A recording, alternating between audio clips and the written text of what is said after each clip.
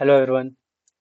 So today we are going to see how to create a middleware to validate the token, JWT token, and we are also going to create a protector rod. Okay, let's first open our project. In the previous video, we have seen that we have created a register rod, login rod, but we haven't created any other rods. So in this video, we are going to create a different rod that is a protector rod with a middleware that is auth middleware. Okay. तो first let's create a folder middleware. तो हम सबसे पहले तो JWT middleware बनाएंगे, एक auth middleware जो कि चेक करेगा JWT टोकन हमारा सही है या फिर नहीं। That is it will validate the JWT token for us. So let's name it auth middleware dot ts। Let's first import request response and next function from express. Okay, express. Let's create an interface.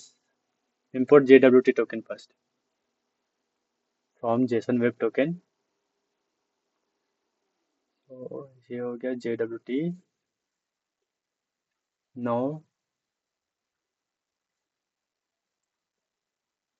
we are going to create an interface that will extend the request, auth request, extend request. Okay, and it will have user. Okay, तो एक middleware होता क्या है? आखिर एक middleware होता क्या है कि जो एक मिडिलवेयर होता है वो हर एक रिक्वेस्ट को प्रोसेस करने से पहले रन करता है। तो इस मिडिलवेयर में हम किसी भी रिक्वेस्ट को मॉडिफाई कर सकते हैं या फिर कुछ भी रिक्वेस्ट के साथ मतलब प्री प्रोसेसिंग कर सकते हैं। तो एक मिडिलवेयर बनाने के लिए वहाँ पे हमें एक फंक्शन बनाना होता है जो कि 3 पैरामीटर्स लेते हैं। पहला तो रिक्वेस्ट, दूसरा response and third one is next function. ठीक है, तो यहाँ पे हम डिफाइन करते हैं एक ऑथ ऑथेंटिकेट टोकन मिडिलवेयर को डिफाइन करते हैं जो कि रिक्वेस्ट लेगा, रिस्पॉन्स लेगा एंड नेक्स्ट फंक्शन लेगा। ओके, सो इस मिडिलवेयर को जब भी हम किसी रिक्वेस्ट के साथ यूज करेंगे तो वो सबसे पहले चेक करेगा कि यूजर के पास एक वैलिड टोकन है या नहीं। अगर यूजर के पास वैलिड टोकन नहीं होगा तो वो रिक्वेस्ट आगे प्रोसेस नहीं होगा, वहाँ पे वो कुछ एरर दे देगा। या फिर जो हमारा टोकन है वो वैलिड है तो आगे रिक्वेस्ट प्रोसेस होगा और जो भी रिक्वेस्ट करेगा ये क्लाइंट वो उसे मिल जाएगा। That's simple. Okay, first we have to take auth header from the request. For that we can do request dot header authorization. अब इससे हमें टोकन को रिट्राइव करना होगा। For that we can do const token equal to auth header dot split. We have to split it. So split, and we have to take only token from that. That will be at 1th position in the array. We will get it at 1th position. Okay. Now we have to check if there is token, means token is available or not. If there is no token, then we have to send a message that token is required.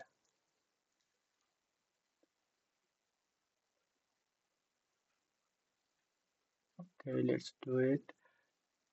Rest.status 200 401 and JSON.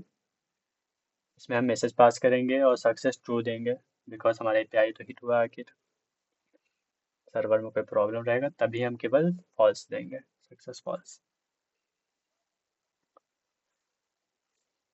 तो message हो गया यहाँ पे।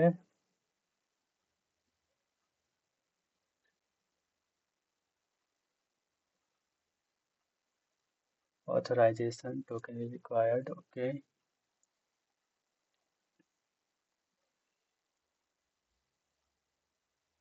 No, अगर token है so available है तो हम क्या करेंगे, उसको वेरीफाई करेंगे। तो उसको वेरीफाई करने के लिए क्या करते हैं, JWT.verify यूज़ करते हैं मेथड का। ये सबसे पहले तो टोकन को लेता है, फिर JWT सीक्रेट को लेता है ये। ओके, हम यहाँ पे JWT सीक्रेट जो है वो डायरेक्टली नहीं देंगे, उसके लिए हम यूज़ करेंगे .env file.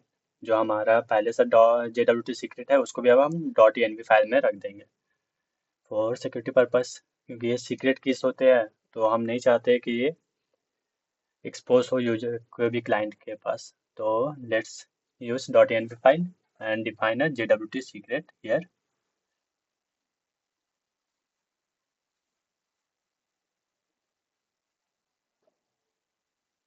You can just give any string here.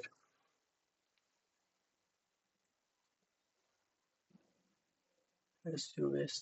Okay, let's install .env for using .env file.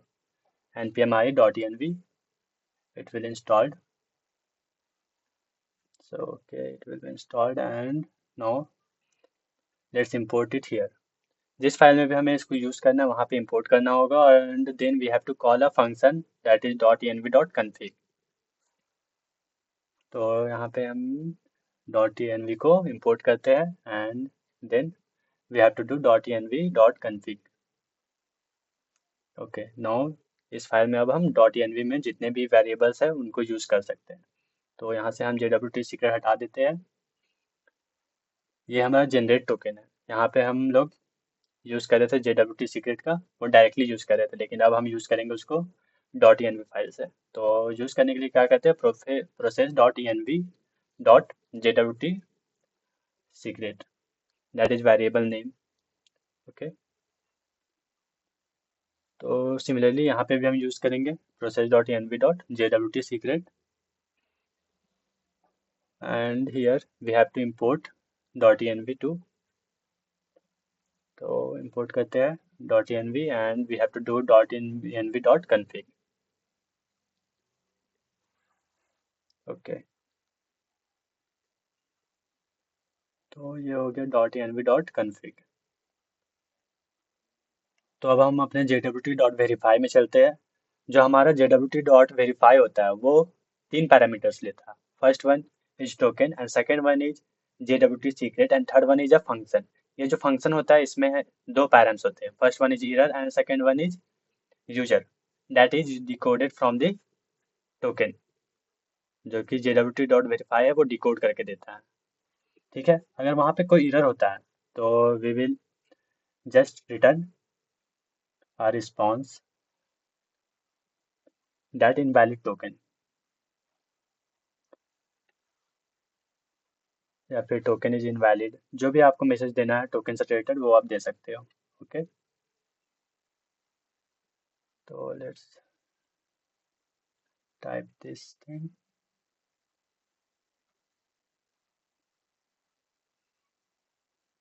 Success should be true,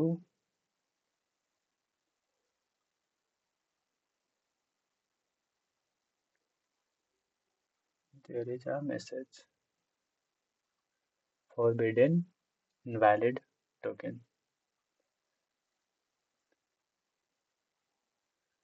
ये हो गया हमारा रिस्पॉन्स। ठीक है, यहाँ पे ये डॉट होगा। तो इसके बाद अगर हमारा टोकन, मतलब कि अब ये अगर इधर नहीं आया, इसका मतलब है कि हमारा टोकन जो है वो करेक्ट है। तो हम क्या करेंगे, जो रिक्वेस्ट है, रिक्वेस्ट डॉट यूजर, उसको सेट कर देंगे यूजर का, यूजर सेट कर देंगे जो कि हमारा मिला है हमको। टोकन को डिकोड करने के बाद जो यूजर मिला है उसको सेट कर देंगे रिक्वेस्ट डॉट यूजर में।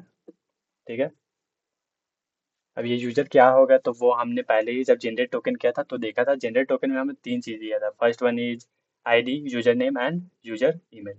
वही चीज़ यहाँ पे डिकोड होने के बाद यूजर में आएगा। अब यहाँ पे हमें लास्ट में नेक्स्ट फंक्शन को कॉल कर देना है केवल। तो जो हमारा प्रोसेस है यहाँ से मूव होके हमारे रिक्वेस्ट हैंडलर पर चला जाएगा जब भी हम प्रोटेक्टेड रॉड बनाएंगे वहाँ पे।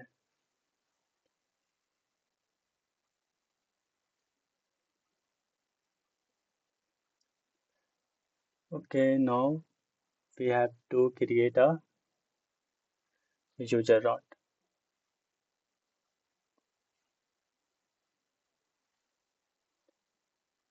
ठीक है।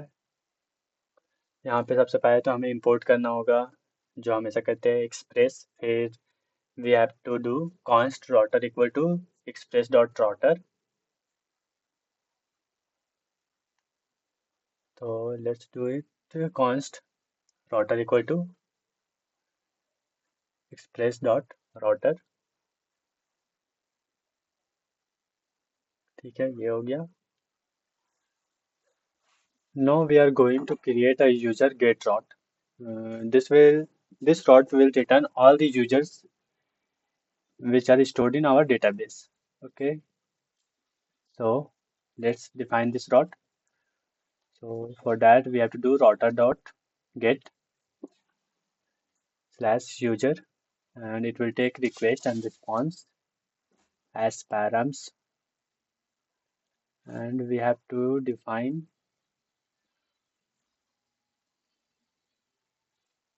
now let's define const users equal to users dot find, and from this we have to remove password field from all the users data. For that we can do dot select, and in string we can pass minus password. Yes, password. So this will remove the password field from the array of users. Okay, now we can return response dot status 200,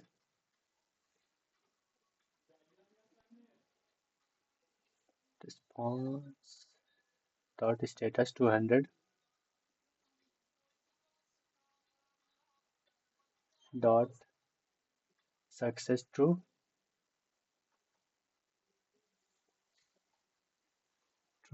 and users. Okay, okay, ये हो गया। अब क्या करते हैं कि हम इस पूरे चीज को ट्राई कैच ब्लॉक के अंदर रखते हैं for error handling. So let's keep it inside the try and catch block. ये रहा हमारा कैच ब्लॉक, ये एरर पैराम्स लेगा और रिटर्न करेगा res dot status 500, and there is some server error message. So JSON success false, and the message will be server error. Okay, we have to use backtick server error, dollar sign, and then render error here. Okay, now let's give the type here. For that we can give type request. We have to import request from the express.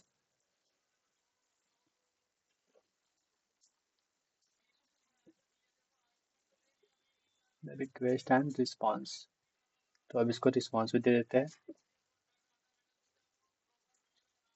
Yeah, response. Still it is showing some error.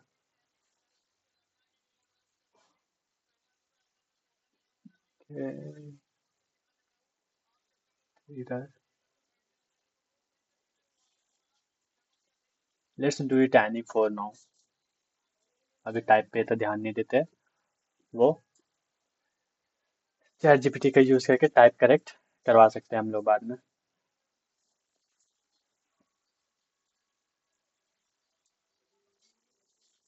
इसको बना देते हैं, इसमें हम लोग एक auth middleware को पास कर देते हैं, तो इससे ये प्रोटेक्टेड डॉट बन चुका है।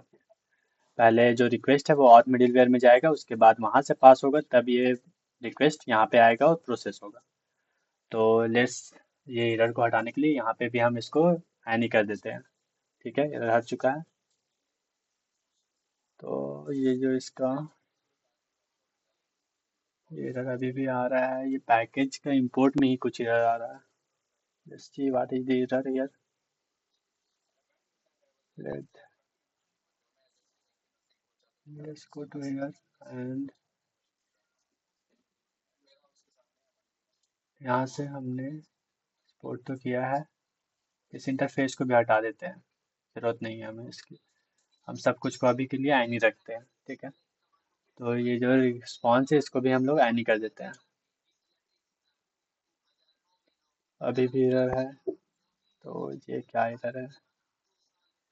Let's import it again. अभी भी एरर आ रहा है, तो ये है क्या error?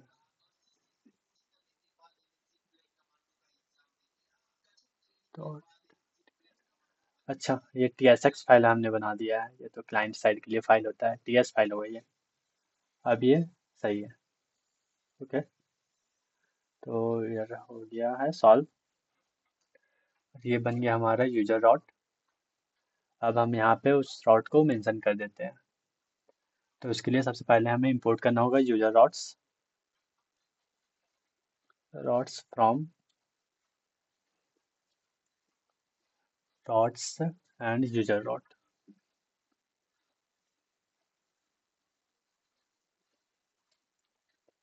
Rots slash user rot,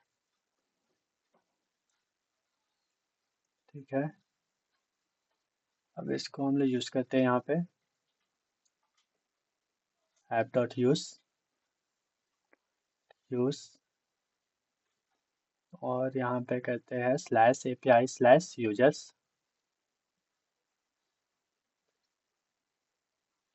slash API slash users, और ये यूज़ करेगा यूजर डॉट को, ठीक है। Still we are getting error, let's see user dot here. Okay, we forgot to export router here, so let's say export router here. Okay, we have exported router here, और यहाँ पे हम इसको केवल slash कर देते हैं, क्योंकि जब हम लोग हिट करेंगे API स्लैश यूजर तो हमारे ये रॉट हिट हो जाएगा डायरेक्टली। तो ये बन गया हमारा रॉट, ये भी हमारा सही है, ये भी हमारा अब सही है, ठीक है। Let's run the project. ये हो गया npm run dev, wait for a second. अच्छा, जब तक ये रन होता है तब तक लेट्स सी आवर पोस्टमैन।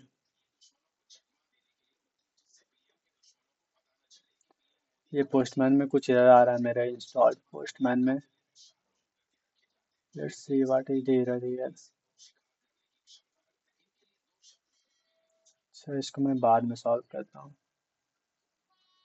पर और ओपन करके देख लेता हूँ। Okay, it's not opening right now, let's go to code.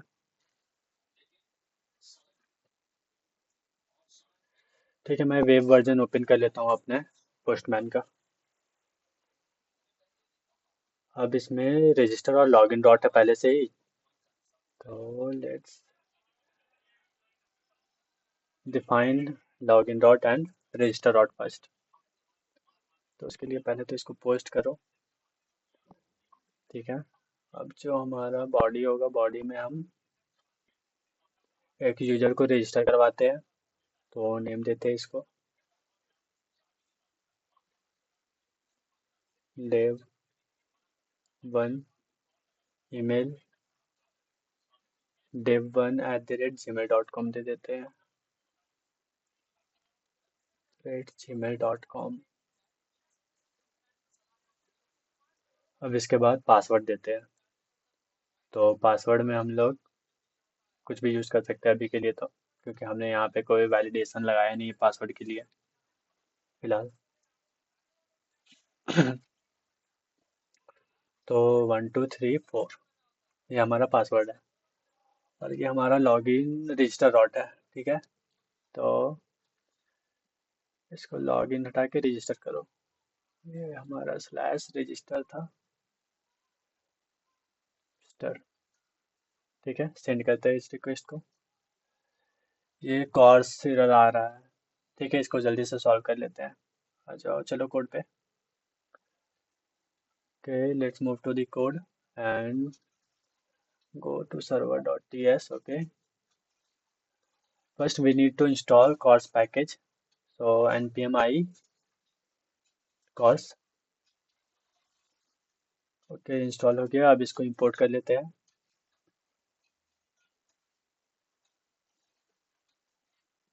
Course से इंपोर्ट कर लिया कॉर्स को। अब now we have to do app.use और इसको एट द टॉप पे ही रखना तो ज़्यादा अच्छा है, बाकी मिडिलवेयर के टॉप पे। और ये यूज़ करेगा कॉर्स को। ठीक है, अब दोबारा रन करते हैं, रिफ्रेश करते हैं प्रोजेक्ट को।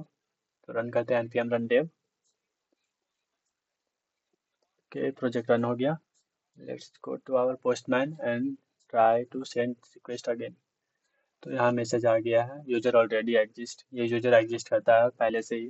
तो let's use another email and just click send. ठीक है, अब हमारा यूजर क्रिएट हो गया है। ठीक है, user register successfully. No let's go to the login dot और इसको पोस्ट कर लेते हैं। पहले तो बॉडी में जाते हैं। ये हमारा पहले वाला ही यूजर है जो कि ऑलरेडी एग्जिस्ट कर रहा था। ठीक है, हम इसी को रहने देते हैं और बस इसको लॉगिन कर लेते हैं। लॉगिन किया, हमें टोकन मिल गया। ठीक है, तो ये हमारा टोकन है। अब हमें एक और रॉड बनाना होगा यूजर के डेटा को लेने के लिए। तो लेट्स ऐड अ रिक्वेस्ट और ये एक गेट रिक्वेस्ट होगा। ठीक है, और यूजर्स, इसका नाम क्या दें हम लोग, users data.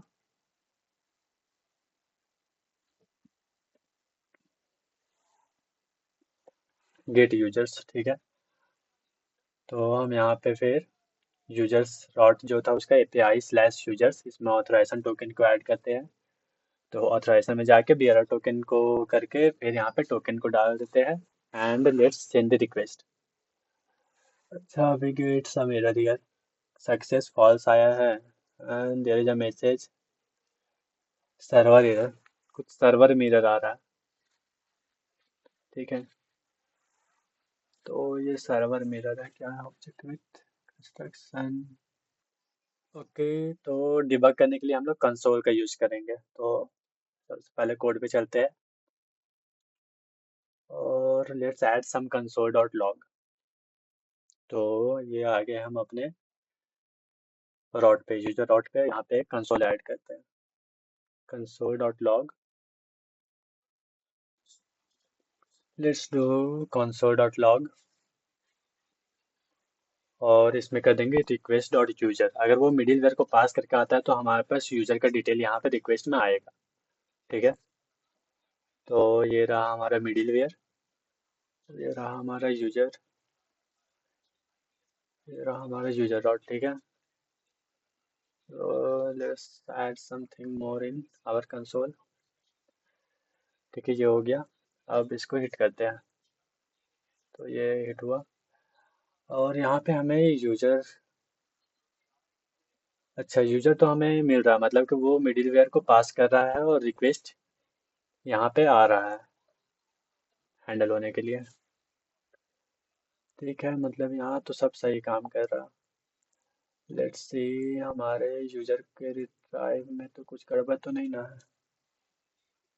const user equal to user dot find dot select minus password। okay, here we should add await here, so let's use await here and to use it we have to make this function async। तो अब ये हो गया। Let's see, ये रहा तो पहले का एरर है। ठीक है, हमारा कोड, ओके, हमारा कोड रन कर रहा है। Let's go to the Postman और रिक्वेस्ट दोबारा सेंड करते हैं। सी, हमें हमारे यूजर का डिटेल मिल चुका है। तो ये था आज का पूरा वीडियो। इसमें हमने देखा कि how to create a middleware for validating our JWT token and we have seen that how to create a protected route। Okay, in the next video we are going to see how to refresh token and create a refresh token route. Okay, okay guys, bye, good night.